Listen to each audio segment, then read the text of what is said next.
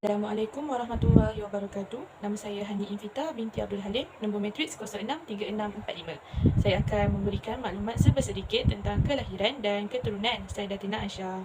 Nama bagi Sayyidatina Aisyah radhiyallahu anha ialah Aisyah binti Abu Bakar Siddiq. Nama ayah beliau pula ialah Abu Bakar Abdullah bin Abi Quhafa Uthman bin Amir bin Amr bin Ka'ab bin Sa'ad bin Taim bin Murrah bin Ka'ab. Nama ibu beliau pula ialah Ummu Ruman binti Amir bin Uwaimir bin Abdi Syams bin Kinanah. Gelaran bagi Sayyidatina Aisyah radhiyallahu anha ialah Ummul Mukminin dan tempat lahir beliau adalah di Mekah. Tarikh lahir beliau menurut pandangan ulama ialah 8 tahun sebelum hijrah pada tahun 614 Masihi. Keturunan beliau pula ialah daripada Bani Taim dan mereka adalah suku Quraisy. Ahli keluarga beliau pula ialah salah seorang saudara lelaki ialah Abdul Ar-Rahman, iaitu saudara lelakinya kepada ibu dan bapanya. Abdullah, Asma, Muhammad dan Ummu Kalsum juga merupakan ahli keluarganya. Aisyah binti Abu Bakar Taimiyah Al-Qurashi merupakan isteri ketiga Nabi Muhammad sallallahu alaihi wasallam dan dia juga merupakan ibu kepada orang mukmin. Dia juga tidak berkahwin dengan perawan lain.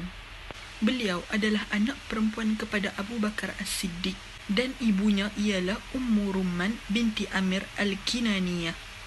Nabi Muhammad menikahi Aisyah selepas Perang Badar pada Syawal tahun kedua Hijrah.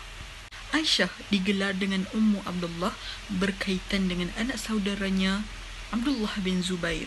Semasa kelahirannya, dibawa bertemu Rasulullah dan Rasulullah meludahi mulutnya.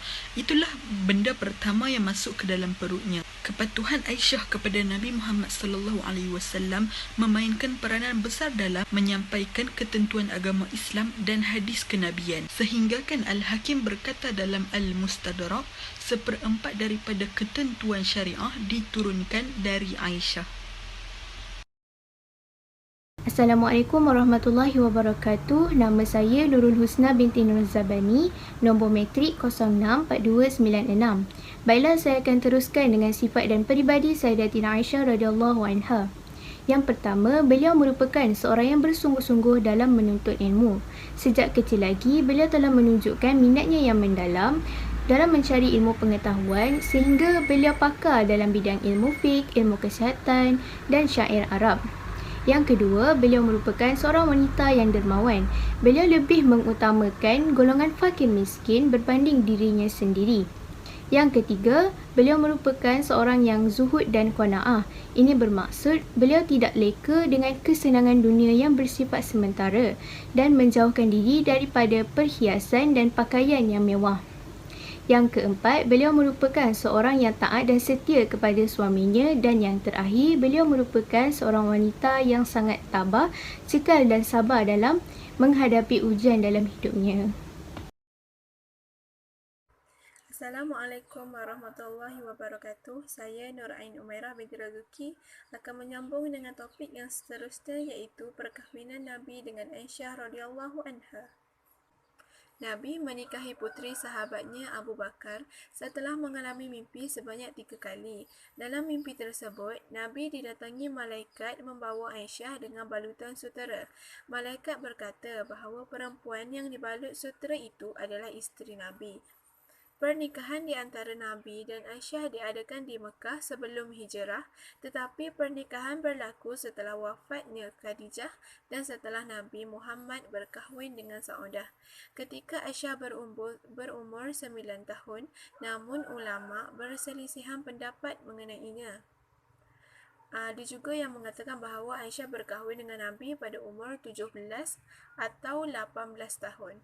Nabi Muhammad tidak bersama dengannya sebagai suami isteri, melainkan setelah berhijrah ke Madinah. Ketika itu, Aisyah berumur 12 tahun, sementara baginda berumur 53 tahun. Nabi tidak mempunyai nafsu. Apa yang dikatakan mahupun apa yang dilakukan berasal dari wahyu. Pernikahan Nabi dengan Aisyah tidak boleh disamakan dengan orang zaman sekarang. Pendidikan dan kelebihan Sayyidatina Aisyah. Aisyah mempunyai peranan penting dalam sejarah Islam awal, baik semasa hidup Muhammad dan selepas kematiannya. Aisyah digambarkan sebagai seorang yang cendekiawan dan ingin tahu. Dia menyumbang untuk menyebarkan mesej Muhammad dan berkhidmat kepada masyarakat Islam selama 44 tahun selepas kematiannya. Ia juga terkenal dengan riwayat hadis 2210 dan bukan sahaja mengenai perkara yang berkaitan dengan kehidupan peribadi Muhammad, tetapi juga mengenai topik seperti pewarisan, haji dan kepercayaan kepada kehidupan akhirat. Akal dan pengetahuannya dalam pelbagai mata pelajaran termasuk puisi dan perubatan dipuji oleh pembesar terkemuka seperti Az-Zuhri dan muridnya Urwah Ibnu Al-Zubair. Semasa pemerintahan Khalifah Uthman ketiga, Aisyah mempunyai peranan utama dalam pelbagai yang timbul menentangnya walaupun dia tidak bersetuju dengan mereka yang bertanggungjawab atas pembunuhannya atau dengan parti Ali. Semasa pemerintahan Ali, dia ingin membalas dendam kematian Utsman yang dia cuba lakukan dalam Perang Unta dan mengambil bahagian dalam pertempuran dengan memberi ucapan dan memimpin pasukan di belakang untanya.